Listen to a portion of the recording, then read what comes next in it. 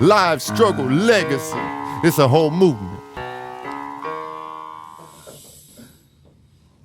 Hey everybody, it's your boy LP, Live Struggle Legacy, and welcome to the Live Struggle Legacy Podcast, Season 2.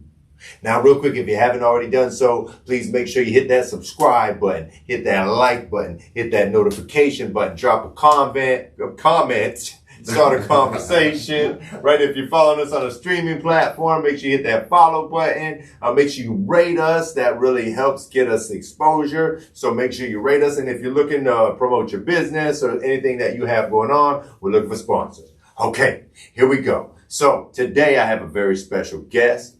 Brian Locke, a.k.a. DJ Rok B. What's happening? Another veteran in the DJ game.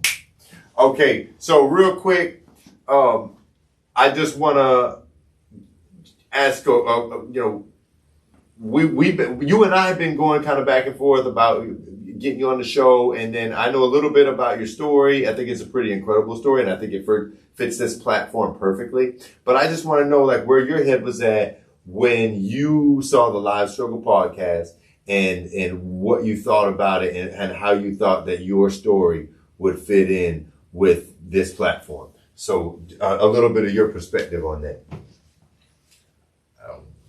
It's a struggle, man. Yes, sir. It's a struggle. Yes, sir. Especially starting at the bottom. Yes, sir. Coming to the top, then starting at the bottom again, and all the way back to the top.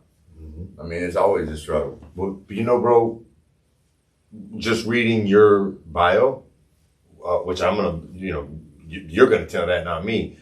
But like right away, I thought this is why bro needs to be on the show, because the show is holding on to your dreams and turning those dreams into reality despite life, and despite adversity, the things that keep knocking us down. We keep getting back up. We keep dusting ourselves off and we keep going after it, because like when you're passionate about something and you really love something, like you don't let anything stop you, right? Short of, there you go, right? But life, like, and priorities and handling your business. And that says a lot about you and who you are. But that's not my place to say. So, DJ Rok B, man, tell us your live struggle, man. All right, well, I started DJing in 1999. I met my wife, and we was at Charlotte, North Carolina. Queen City. Shout out Queen City. Shout out for real. I miss y'all, man. God, I miss it up there. If I lived anywhere else but Florida, it would be Charlotte, North Carolina. Right? It is beautiful. Good, man, good people. The clique back then, we talking about like 1999, but the clique back then was so tight that it's hard to describe. Yeah. But I had to come home, bring my wife home. I had, started a family. Hit e-board pretty hard, DJing. Got kids, gotta work. And it catches up to you after a little while. It ended up catching up to me. Yeah. That and having children. Ended up with 6 children. Congrats, bro. Still with my wife for 24 years. Beautiful. I love her to death. And make a long story short, working and then DJing all weekend, chasing my dream. Was on the cusp of signing a record deal, was in talks with a major label. I'm not mentioning their names. This was back in 2012. That means nothing now. But basically got put with a decision of either chasing my dreams and losing my family or being a father. I made a bad decision and ended up having my kids. Kids took away for a little while, and like I said, I had to go to work. I had to get my kids. I completely walked away and never looked back. And then, stories through family. My daughter, she's turning 17. She says, "Dad, teach me how to spin." fireworks went off. Yeah, I love that, bro. I love that. I didn't have the money to buy turntables. I didn't have the money to buy a mixer. I was broke as hell still, working and struggling. We're talking about inflation. And I made it happen. I made sure I had 2 turntables and a mixer for her birthday.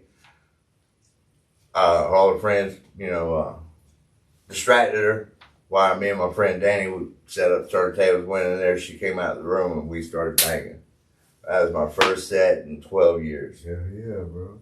With your daughter. With my daughter. It had to be the best feeling to share your passion with your daughter who's now passionate about that. Not so much. But she did it a little while. She did a little while, but I'm old school. I'm really big on my roots. To me, if you want me to teach you how to DJ, it's going to start on turntables. Yeah. That way you not only know how to press a button, you don't have a computer telling you this, you ain't got a computer telling you, you actually have to. I want to see that commitment. I want you to not to know what key it is because the computer tells you. I want you to know what key it is because you tune your ear. Because you put in the work. Because you don't know just how to do it, why it does it. Yeah. Feel your music. Yeah. When we had records, you got intimate with your music. Yes. Yeah, I mean, you couldn't hit a button and then bam, you got 1,000 tracks. You don't know. You don't know none of them tracks. You have 1,000 records that have 1,000 tracks. Right. We might not even knew the name of the record. We knew what the label looked like, and you could be walking through a club and hear a song and say, hold on, let me pull that record. Didn't even know the name of the record, but you know the name. You know what it looks like, yeah. If you want me to teach you, that's how I'm going to teach you. You got to know the mechanics of it, the roots of it, and another thing, if you're going to be a DJ, you got to be able to walk up to any piece of equipment and throw it down. Yeah. If you can't, I'm sorry. You don't deserve that name yet. Yeah. You got to put it in the work. Yeah. You got to put it in the work. Yeah. That's what I miss so much. Just knowing somebody put in the work. So okay, you talked about your roots. Tell us more about your roots. So you talked about starting DJing in the Queen City in Charlotte, but like what got you into music? What got you into DJing? Like what are your roots? What got me into DJing? I was basically living on the streets in Daytona, and I met a couple of people, and they said, "Let's go to a rave." I kind of laughed at them because I used to make fun of ravers. To be honest with you, I did a little bit more to make fun of ravers, but these really cool people. And I said, "All right, bet we're gonna go." So I went to a rave, and it was DJ Icy. That was my first rave, first time I ever indulged in the party life. Yeah. And he played BOC bass, which is "Don't Fear the Reaper." And when I heard that song, it was a wrap. It changed my life right then and there. And I knew I had to be a DJ because I can't dance. My ego, I'm too much of a social butterfly. I'm too much of I gotta have something going for me, And that's basically how it all started. Next thing I knew, I was in Charlotte. Like I said, I was what I call a traveling salesman. Yeah. Really good traveling salesman. That's when I met my wife. She asked me to stop being a traveling salesman and to start a family. And she was so different than anything I was dating back then because we had cars, we had everything. And she was the only one that did not care when I said, "I don't want to go out tonight. I don't want to go to the club tonight." She's, "All right, just come hang out with me. We ain't got a party." Yeah. And then, to be honest with you, second I met her, I knew what she was for. That's what's up, bro. That's what's up. 6 kids later, 3 grandbabies, 24 years. Oh, congrats, brother. That's beautiful. Thank you. But it was just a way of life. That's what we did. So how long after you started, how old were you when you got into DJing? Like in Daytona when you went to that first radio? I was just turned 18 Okay. when I went to first party. I was 19 when I started DJing. And when did you meet your wife? When I was just turned 19, I think. Okay, No, so right no. right after. I got married. We was 19. I was 19. She was 18. Okay. I ain't gonna tell you about the fake ID she had in the club. She might have been 17. I was 18. So all right. Yeah. It's legal. It wasn't that Legal. far apart. It wasn't that far apart. No. Yeah. Well, that's a beautiful thing, man. So then fast forward, and you took a little hiatus when you were getting first of all, bro, I just want to commend you, Rok B, because it takes a lot to talk about these kind of things, like these low points, like where, you say you This lost. is the first time 99% of people that I know ever heard this. Well, that's why I want to commend you. It's not Mistakes easy were to get made, on they here were and talk my about fault. things They and were things my that fault. things that maybe weren't found. And it takes a lot for someone to get on here and say, well, it was my fault. And clearly you made amends because you could have taken on these opportunities, but you did what you had to do to keep your kids, to get your kids back and to do right and keep your family whole again, bro. And that's respect over here, bro, all day. So, I want to commend you on that. So then you said it was your daughter who inspired you after a 12-year hiatus to get back into DJing. Yeah, because I bought her turntables and it just wasn't right to, go in her room and use her turntables. Yeah. No, Yeah. I'm not doing that. 2 weeks later, I bought my own. Talk about hustling. Right. Talk about hustling. I bought 4 turntables and 2 mixers, and when I started, I didn't. I don't think I had $100 to put towards it, But yeah. And then you got back active. I nailed it pretty hard. I thought to myself, because out of all my kids, I just got her. She's now 18.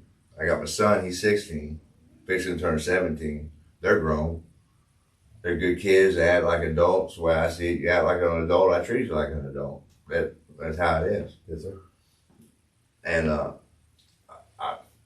ain't got nothing holding me back no more. So now I'm older. I also got right frame of mind. Yeah. Have no interest in all that partying. Exactly. Don't been there, done that, Yeah. done it twice as hard as you ever thought about doing. And I just don't feel like going back. I just want to play the music. I miss the music. I miss the crowd. I miss being a DJ. And so this newfound passion was within like the last year, from what you just told me, right? Just a little over a year. Just a little over a year. Yeah, and you're already back gigging and everything. Yeah. Yeah, I love that. And that goes to show you, man, like it's never too late. You can put something down, pick it back up. I mean, I can relate to your It's story. never too late to follow your dreams. That's exactly right. And that's what this podcast is about. Sometimes things meant to happen because you might not have been ready for it yet. That's right, bro. Yeah, but I can relate in different contexts. Like I don't know how deep you got into my podcast. Like in season 1, I tell my whole life story, probably more than you ever want to know about me. And then season 2, I do the interviews, right? But when I was telling my life story, it's like, I had this dream to have this career in music, and I was in the streets trying to fund that dream. But then it's like, like you get lost at a party. You weren't there at the party. You were there for the music, but the party came with the music. A party came to stay up. Exactly. You got a party to stay up, right? Yeah. And then things get convoluted, right? Because then you kind of forget why you're here. Am I here for the music or am I here for the party, right? You're there for both. You're exactly right. But what happens is it becomes more, so like the way I can relate, it's like, I was in the streets trying to fund my dream. But the deeper I got into the streets, the further away I got away from my dream. Exactly. And here I am trying to fund this dream, trying to take shortcuts. Well, then I found myself in prison. And so my dream was deferred altogether. So those little shortcuts that I was taking pulled me all the way out of that dream. Yep. And I had, damn near 10-year hiatus. But I got right back to it. But it takes a lot. Like most people don't get right back to it. Most people say, "Oh, I used to DJ. Oh, I used to make music." Well, why the fuck did you stop? You know what I mean? And I'm not judging people for stopping. But if you still got it in you and you want to do it, what's stopping you? As soon as my hand hit that record, it was a wrap. You knew it, bro. It was in you. It was in you. So Still is. Yeah. I love that, man. I love that. So now I know we jumped all the way to now, But I know you got some accolades within that weren't all bad and weren't all drugs. Like you talked about. Now I know this place had maybe kind of a bad rap, but I know there were a lot of good times there. A lot of good times at AVO too. Yeah, that's what I was gonna say. AVO too. So for those who don't know, we've talked about AVO two on this podcast a couple times. So tell them about AVO two, what it was all about, what your journey was like. I don't know if I need to go what AVO two was all about. We don't have to say what it was meant to be. Yeah. Was an after hours club, and it was a good one for a while. Mike Skills got sick, and I got to take over a couple of nights for him. And be honest with you, it was pretty wild back then. It was pretty wild. I definitely enjoyed it, but let me tell you a story about how I stopped DJing at AVO two. I'm on the lineup that night. I think that night to take over Skills. My pants were about that wide right there. They wouldn't let me in the door. They wouldn't let me in the door. Yeah. They got all bougie on you. Yeah, they wouldn't let me in the door. I'm like, I'm DJing. And they're like, what did I get you gotta get some different pants. No, these ain't Jinkos. Oh, they were exactly like that. Yeah, Exactly. just like these. Yeah. I told them I wasn't coming back. Never went back. I think it was 2 weeks later when they got kicked in. Yeah, got kicked in. So maybe things. I like to think saved you, bro. Saved you. Exactly. You see how it works. So like we could talk about this stuff because that was in the news. Like AVO two was all in the news. So for those who don't know about AVO two, it was a popular after hours club. So I think it opened at like 7 or something, or 5, or I don't know, whatever the club's closed, and something like that. I think 4. Yeah, probably 4. Yeah, so it was 4 back then. When Ybor City was still when they used to shut it down and just popping. So for those who don't know Tampa Bay, right? We're talking about Tampa, Florida, Ybor City. Ybor City is like a popular strip where all the nightclubs were at. And back then, they were even, more popular because St. Pete didn't have a nightlife at all back then. St. Pete just had a couple bars and basically homeless people and drunks walking the streets, and everything was over. Would be shut down. Everything was over at 1:30, right? So if you wanted to hang out, you go to Tampa, the clubs are open till 3, right? But then you had the after hour spots. So everybody would go from Ybor City to these little after hour spots. There were a couple in the area, but one of the popular spots was AVO 2. And I think a lot of people were there for the party and music, but what comes with, parties and music, you definitely have substances that come along with it. And so, when we're tiptoeing around this kind of gray area, well, this was all in the news, like AVO 2 got kicked in and they found I don't know how many thousands of pills all over the floor. And I don't know how many arrests were made and tied into this, that, and the other thing, right? But I was sitting in the house.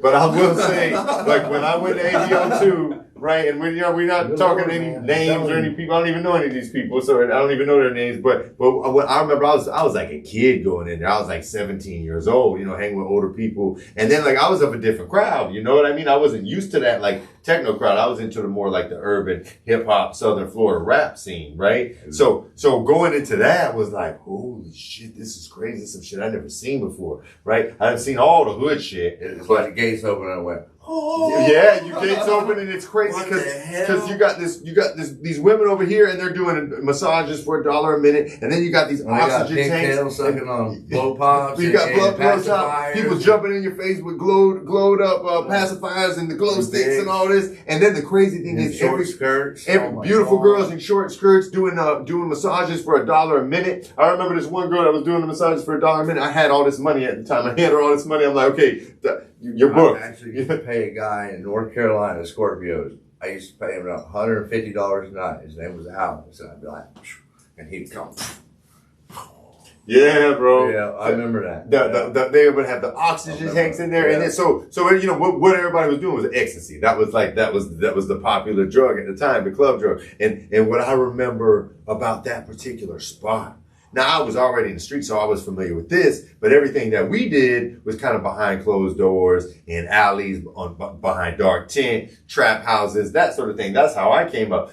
Man, you walk into AVO 2, dudes got a handful of red Mitsubishis. We got a handful of blue dolphins. Like, hey, what you? I got triple stacks. I got double stacks. I got yeah. I mean, you name it. And I don't mean just one person. I get around another corner. Dude comes in. Oh, I got these. Oh, I got those. And it's like I had never seen anything like this. Like it was a wild spot. Out in the open. All out in the open. And I said, no, what? That was why it went down. But exactly, that's why I went down, because I could have easily. No, I was like damn near a child at the time, but I could have easily been an informant. They didn't know the difference, and they're just blatantly. So it was only a matter of time before somebody gets squeezed, and a lot came crashing down with that place. Though I'm pretty sure like quite a few people, right? We're not here to celebrate that. We're just here to talk about the times. But that was like one of the accolades in DJing for you. Boy,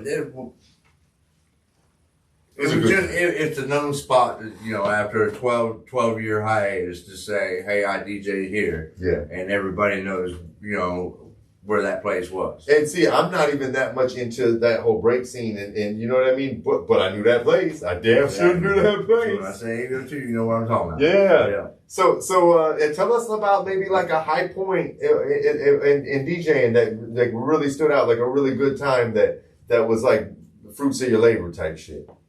Fruits of my labor was signing with a label right when I had to walk away. Okay. And that was the hardest thing I ever did.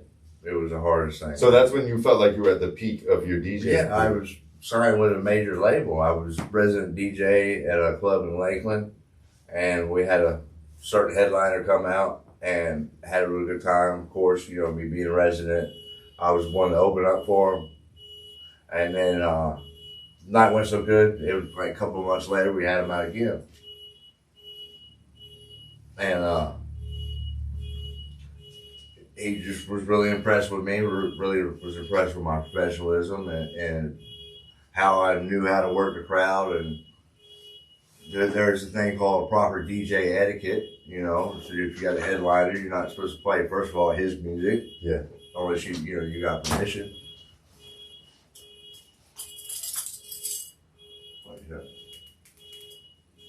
Oh, man, it's hard. Okay. You're good. But he was just really impressed with me, and I was supposed to sign with him. And the night that I was basically going to sign the paperwork, I didn't show. But you had a good reason, right? Yeah, I had to go get my kids. Exactly. I had to go get my kids and go to work. And see, that's rare, man. Usually people walk away during like a low point, they don't want to come back. But you walked away during a high point because you had something that was more important than even the high point in your passion. And that says a lot about your character, B-Rock. I'm not gonna lie, I was pretty strung out back by then. But you made the right choice. 50, 60 hour, work week and DJing all weekend, chasing your dream. I mean, yeah. Why you relate? It's hard. Yeah. But now, with my career, I'm still welding, fabricating. I run a fabrication shop in Mulberry. Okay. We've done a lot of work with SpaceX, Blue Origin, do a lot of work at Cape Canaveral. I'm the shop manager / field manager. I've been there 8 years. I'm one of the best at what I do. Anybody needs something welding, me, holler at me. Exhaust system, turbo bills. I'm all about making some money on the side.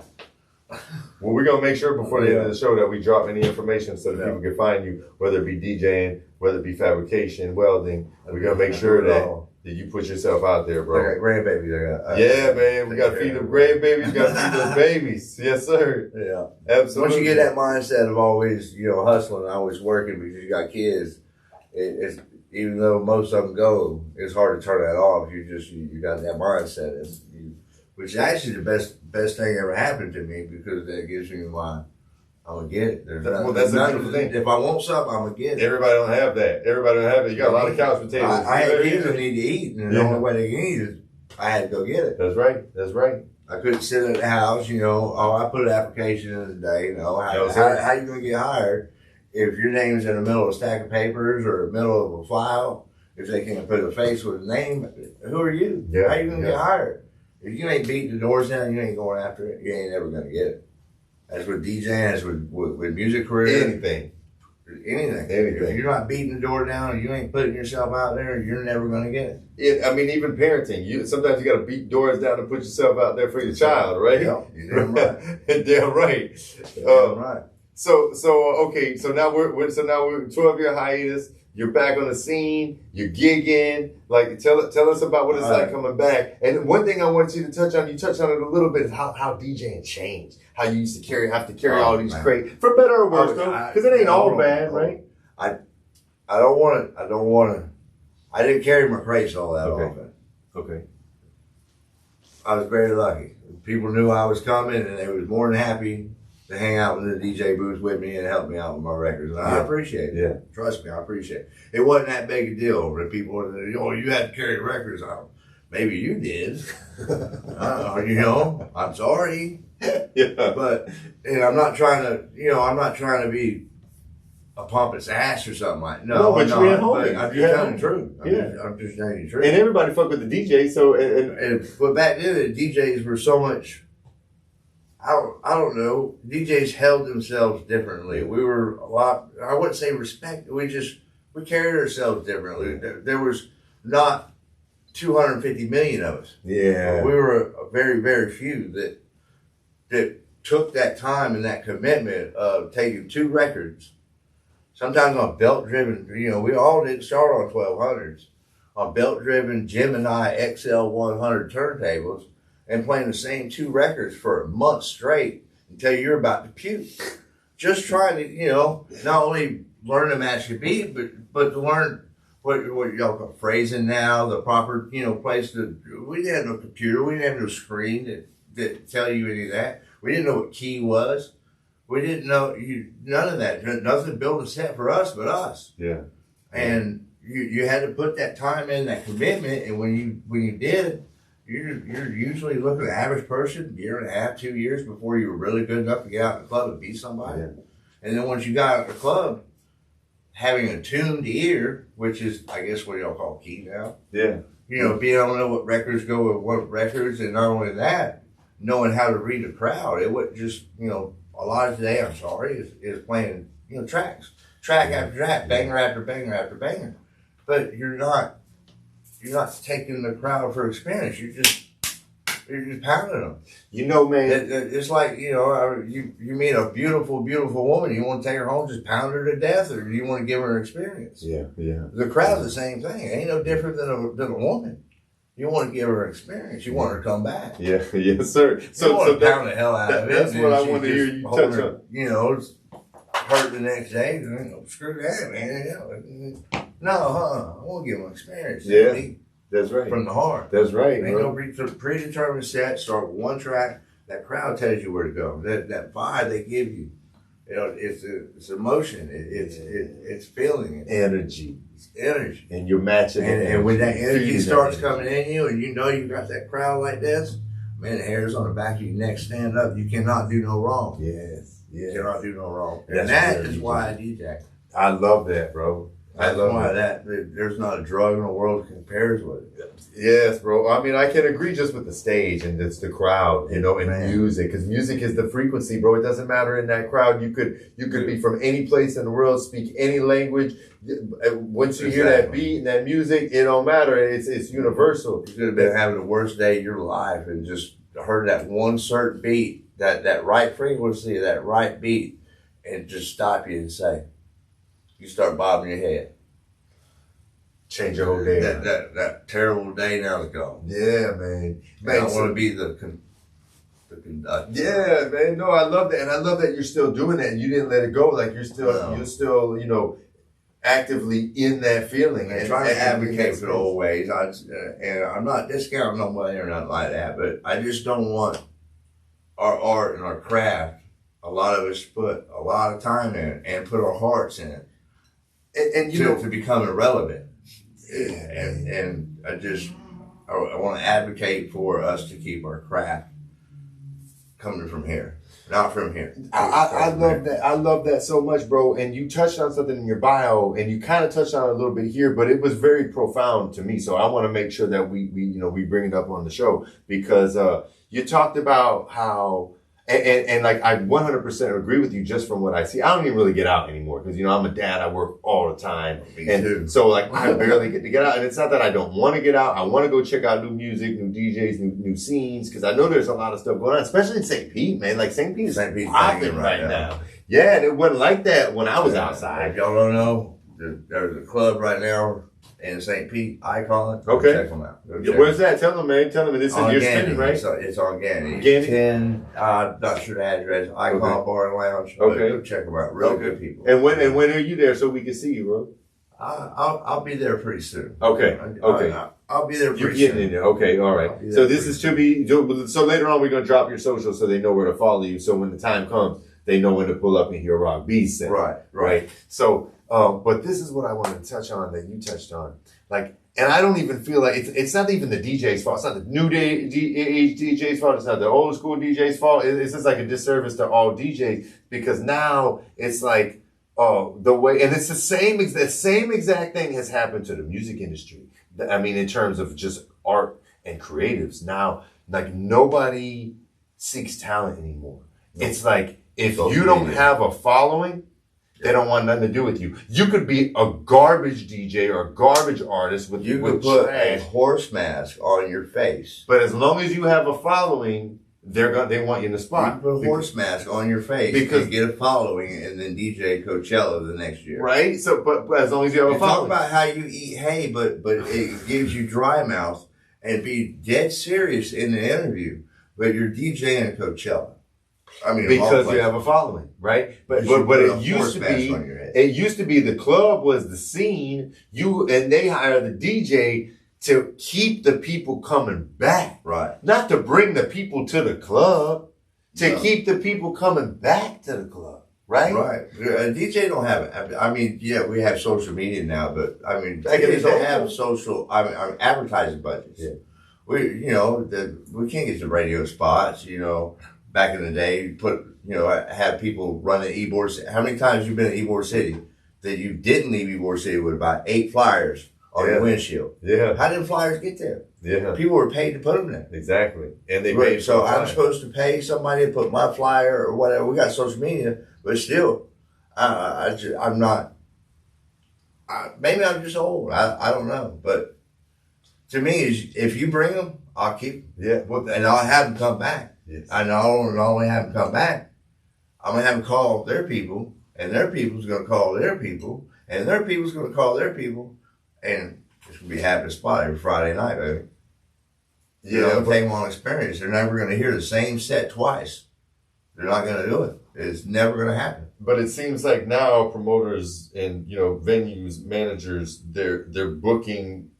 Depending on how many Instagram people, for all the wrong reasons, in my opinion. Maybe for instance, I run a company. I run a fabrication company, right? And I have huge responsibilities in mine. It's a multi-million-dollar, a year company.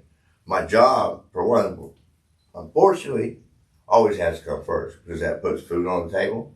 That's what takes care of my kids. That's what makes my car payment. Yes, sir. DJ is my passion. I don't have time to get on Instagram all day. I don't have time to get on TikTok, make TikToks all day. But you take somebody like me that's really talented, or anybody else that's really talented. No, you can't. You can't DJ tonight. You only got 50 people on your Instagram, but you got a good career. You got a real good career, and that's good for you. We need to get back to who's talented, not who's going to turn up the party. Right. Who's putting the work in? Not who's bringing the party. Who's practicing every day? Who goes home and practices every day? And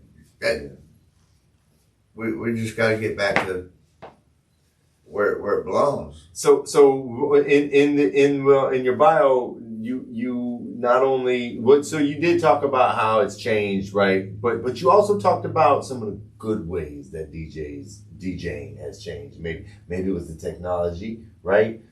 And the way that now you can just load up a little thumb drive and you can get a lot more artistic. And it's to be honest with you, I'm enjoying the learning curve. Yeah. Now, do I prefer turntables all day long? Yeah. That's my heart.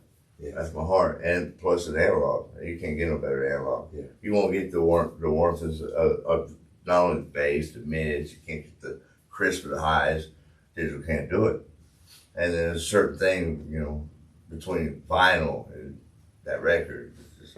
But man, there's so much cool stuff you can do on digital now, and it's pretty cool. But I love that, see, because you're giving both sides. It's not all bad. Being able to, like me in my studios in my bedroom, and anytime I want, I can reach 1 million people. All I gotta do is press the string, and they're right. And I'm Ignition FM. DJs are empowered. You couldn't do that before. You could have been amazing. You could have been an amazing DJ, but if you didn't have the club to turn up, and then if you got like, you know, you have to get to the club, right? That's where after parties came in. Yeah. That's how I got my start, was after party. But now you don't have to put yourself in these crazy environments, because there's some pretty crazy things going on in these clubs, man. And not that we weren't having a ball in them, but you know, not that they weren't that risky. People getting shot, stabbed, everything in between. You know, back then there was a secret. If you wanted to be a successful DJ, you threw the after parties. Yeah. When you threw the after parties, everybody got to hear you, and you banged it. You was in the club the next weekend. It was that simple. Yeah.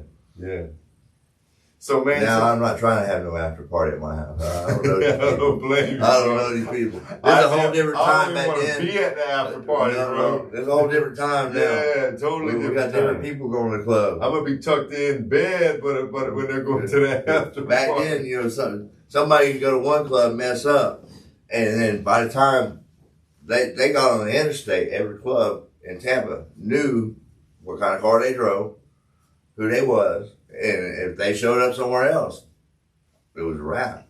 That would never happen today. Yeah.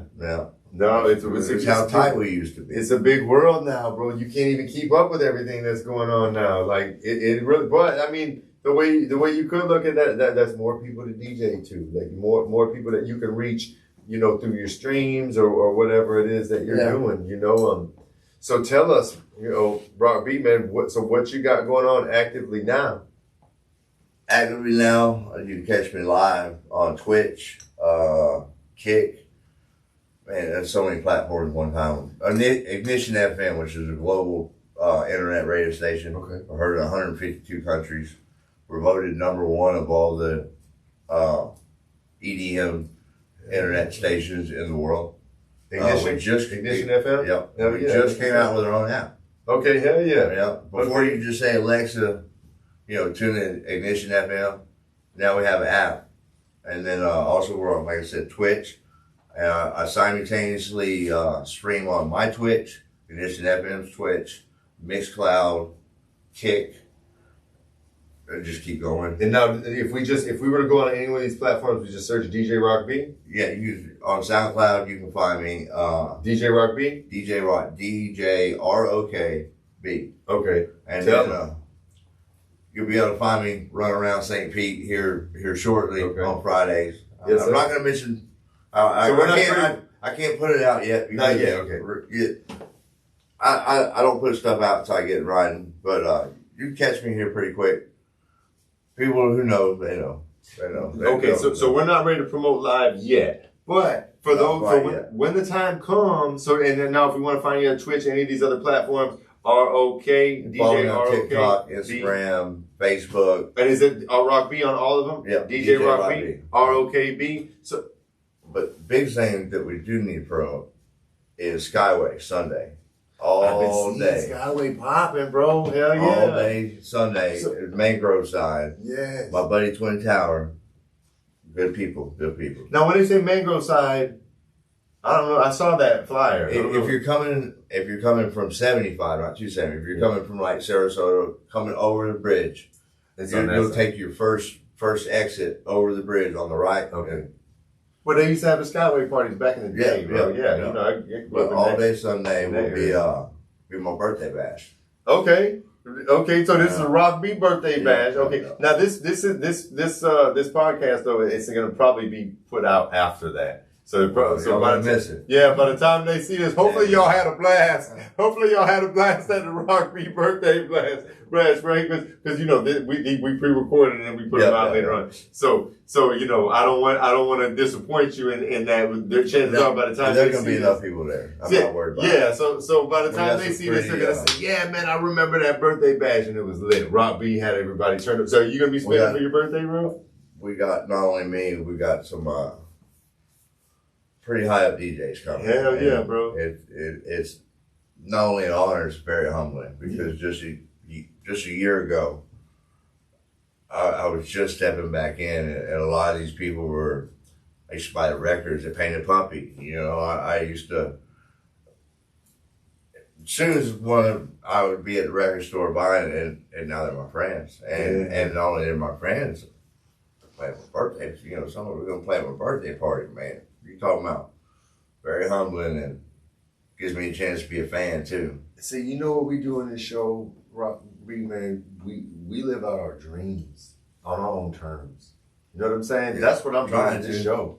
And you're not trying, we're doing it. We're doing it, bro. Right. You're living your dream. It don't matter what age you are. It don't matter what you had to go through to get there, how many times you got knocked down, how many times you had to get back up. Man, you out here doing what you want to do, doing what you love to do, sharing your gifts and your passions with the world. Now you get to share them with your kids, with your grandkids. You know what I mean? Like you're rubbing shoulders with people that you used to look up to, now they're your peers. You know, I mean, that's a beautiful thing, bro. That to me, that's success.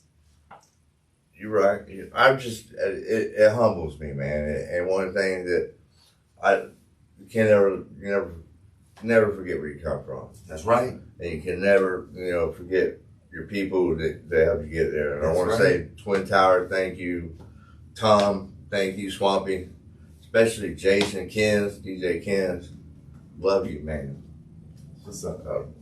So good people. Wonton, they're good people, man. Yo, I ain't trying to hold you up, bro. No, they're good.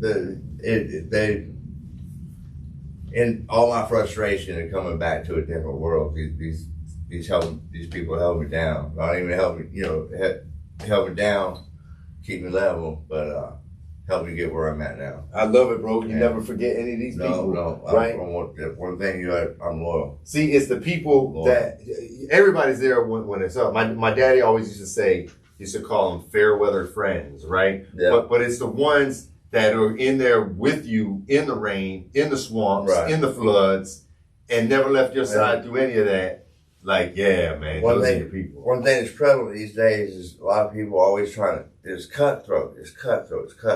They're always trying to get the top, but man, top lonely as hell if you ain't got nobody to really enjoy it with. Right. It's lonely as hell, and it's not worth it. And it says something about your character, bro, because I can't tell you, being in my experiences, how many times people have said, like, oh, nobody can do shit for me. Nobody. Yeah, but what about that one person that sent you that money? What about that other person that was there? It's like nobody. Okay, so all these people are nobody. Go to your head, and you think you on top snot, but you really cold booger because you're sitting up there all by yourself. And those are the people, it's never, ever enough for them, bro. But the moment that we practice gratitude and we're grateful for what we have, our life experiences, the people, even the bad experiences, having gratitude that we made it through and we learned life lessons and now we can move on and truly live our best life, bro. And it takes gratitude. Teamwork makes the dream work. That's right, brother. That's right. So I want to make sure, because this is you came a long way to come on this show, bro, and I can't thank you enough for it. I mean, bro, it's an honor. It's been fun, man. It's been fun. But I just want to make sure that if you had any closing remarks, or if there's anything that you maybe haven't gotten out that you want to get out, because you got this audience, and this audience is incredible, bro. I just don't want to come off like as a gatekeeper or old, what they call it, an old head. Whatever, I guess. Old head. No, man. Whatever. It's an energy. I'm just really passionate about my craft. Yes. And it's not just it's just not DJing. It's not just press and play. It's here. Yeah. And if it's not here, you ain't doing it right. Yeah. I'm sorry, you ain't doing it right. It's got to come from here. You're a conductor of other people. You got to do it right. Put in the time. So y'all heard Rok B, man. If it's not coming from the heart, you might as well just stop where you're at. But let it come from the heart. Let it be real, authentic, and sincere, right? Exactly. Or you're not DJing. Or you're not playing tracks. No matter what you're doing, whether you're DJing, whether you're singing, whether you're making clothes, whether you're fabricating. If you're not doing it from the heart, why are you doing it at all? I love fabricating. I love that though, bro. I weld fabricate for a reason. I love it. So real quick, let them know that's another service. If promote yourself, bro. You got this platform. Just hit me up on Facebook. I do custom exhaust, okay, turbo builds, roll cages. I get down with a welder. And this is all we can find you at Rok B. Yeah. Okay, that's what's up. Yeah. Well, man, I can't thank you enough for coming on the show, Rok B. It has truly been an honor to have you on the show. I had a great time. I just want to thank you. Thank you, brother. Thank you. I want to thank everybody for tuning in. It's the Live Struggle Legacy Podcast. If you haven't already done so, make sure you hit that subscribe button, hit that like button, hit that notification button, get active in that comment section. If you're following me on a streaming platform, make sure you hit that follow button and rate us. If you're looking for your business to be promoted or you want to have us talk about something on the show, we are looking for sponsors. So holla at me. It's MP and DJ Rok B. Coming soon, DJRokB.com. Yes, sir. You heard him. You heard him, man. DJRokB.com is Live Struggle Legacy. Thank y'all. We build pyramids. Live struggle legacy. It's a whole movement.